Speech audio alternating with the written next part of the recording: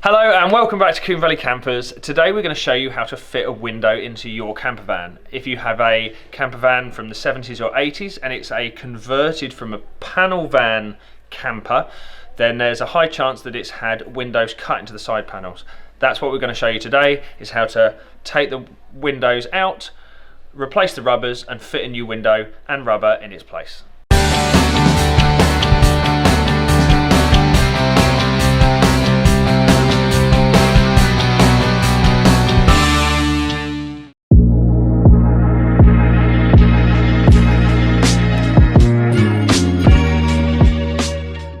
This is a customer of mine, Zach. He first brought this to me a couple of years ago. It's a late bay window. He bought it as a bit of a project. He's had it painted, he's had it restored. He's had us build the interior. We've retrimmed the interior for him, but one of the things he wanted doing was the windows. The windows weren't fitted very well the first time round. The rubbers were too big, they just weren't playing very well. They would leak in when he washed it, or when he was driving, you'd get water seeping into the windows. So he's asked us to refit them. We took all the glass out, measured the frame versus the glass, and ordered a set of rubbers. Sadly, it was the wrong size. It was just a little bit too thin. But, and if I show you a bit of the rubber, bear with us 1 second. So the way this glass is fitted, we use what's called a H-pattern rubber. So we ordered rubber that would fit around the metal frame and that would fit the glass into this top slot here. The only ones we could find was from our supplier, was actually this thin. Turns out the frame and the glass are just a little bit too out of shape to fit this small rubber in. So we ordered some new stuff, and we've got some new stuff delivered today as well, which, although the glass size is right, the size that should fit around the bodywork is a little bit too thin. So what we've got is the filler strip. Now it's a 1.5mm filler strip, and it will go in this part of the section. We can trim it down, that's absolutely fine. But what it does, it still fits the glass in to the van perfectly, but it just gives us a little bit more meat so the window will sit in there properly. And that's what we're going to do today. We shall tear this window out now. I'll show you how that's done, and then we will show you how to put it back in again. It's pretty simple, but it is if you know how.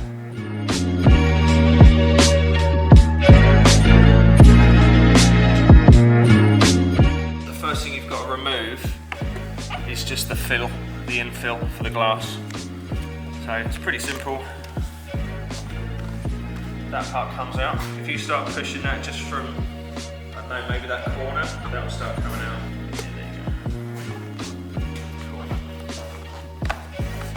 There you go. Yeah, that wasn't the right rubber. We made a mistake, but we found our mistake, rectified it, and that rubber just slots out there. I get my rubbers from a company called Seals Direct, for this type of window anyway. This is the H-pattern trim. So in the rubber we just took out, you can see that this section here is 1mm to 1.5mm, and that actually fits the frame around the bodywork perfectly, and that section there is 3mm, and that fits around the glass perfectly as well. But it's just that the rubber itself wasn't fat enough. So this is the new rubber we've got, and we've got 3mm and 3mm, so that'll fit the window fine. This gap in the centre as well, which is 6mm, that'll fit between the glass and the frame perfectly. It's just this section where we had the concern, which is why Seals Direct sent us this infill strip. This will go against the body, close the gap up brilliantly, so it will fit the bodywork just fine. Bottom cut is in the middle.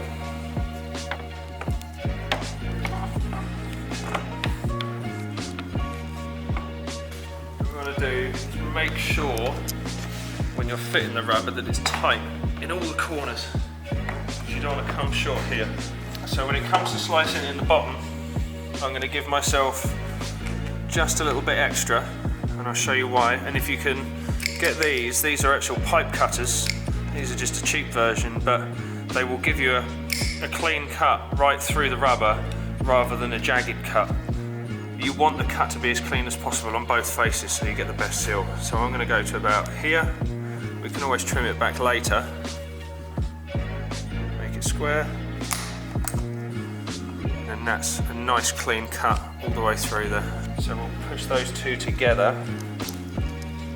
And again, we can trim it back later, but when they compress together now, that is dead close. And then the pressure of the excess will push them together and not come short. And over time, rubbers dry out and shrink anyway, so to have a little bit excess is no real problem. So now that's cut to length, we'll remove it and put the infill, measure the infill strip and get that trimmed to size as well.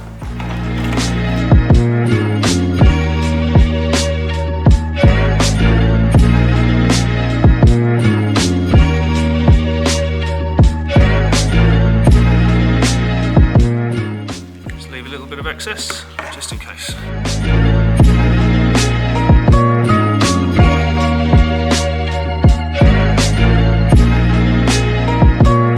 So, as you said before, the rubber,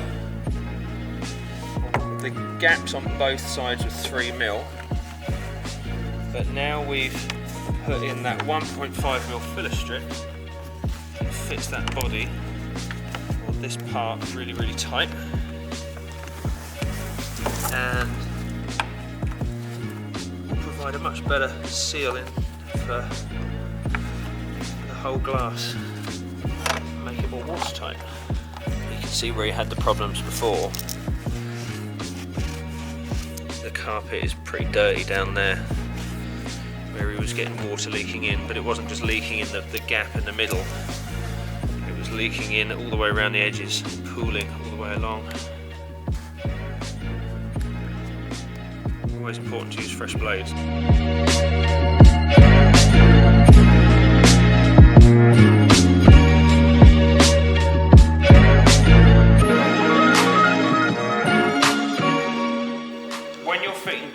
Rubbers to vans, say the windscreen or the rear screen, first of all you'll put the rubber on the glass itself, and then you'll use the string method to put it on the actual frame itself. We can go through that another day, but in this way we have to slot the glass into the rubber and then we put the fill strip in there as well. What we're going to be using is just a little bit of soapy water, that's car shampoo, just with water, so it provides just a bit of lubricant. Don't use washing up liquid, because washing up liquid contains salt. Looby, just helps the two slot together pretty well. Tools we're going to need is that tool here. Again, you can buy that from Seals Direct, and just a flat bladed screwdriver. What I will be doing is just rounding the edges of these, because you don't want to break the new rubber seal with the edge of a screwdriver, so we'll be rounding these edges off as well. I apologise for any cursing that's about to happen.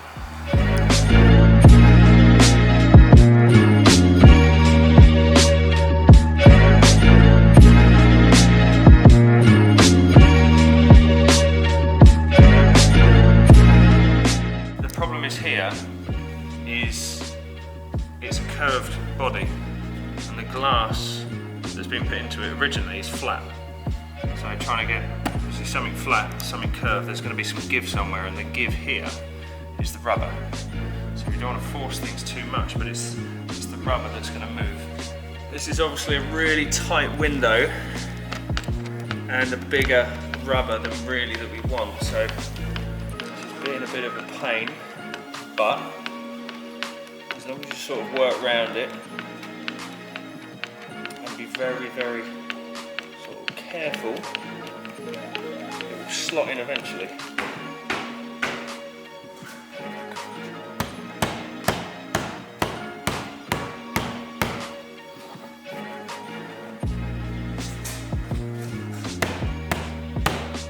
So, yeah, we're trying to make them really nice.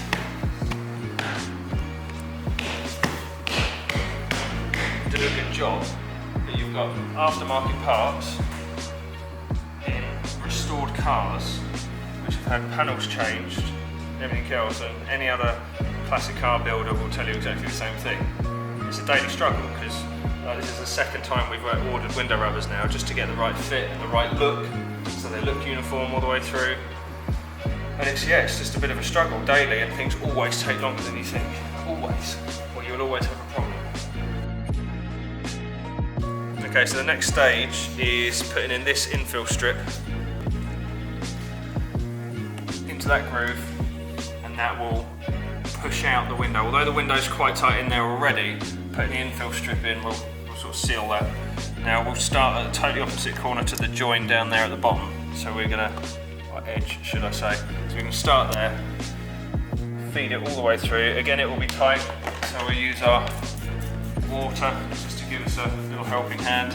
And then that tool, and that is pretty much, this is the only sort of tool that will help you do this job, or variations of. So first of all, stick that tool in the groove, twist, that will feed in there, and then we've got to slide that tool along the groove, feed that section in as you go.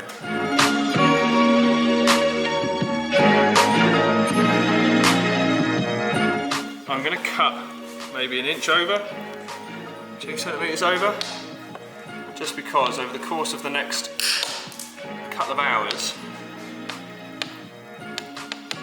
if that rubber decides to sort of retract back, then we've got it left there. So tomorrow morning we just nip it and then tuck it back in.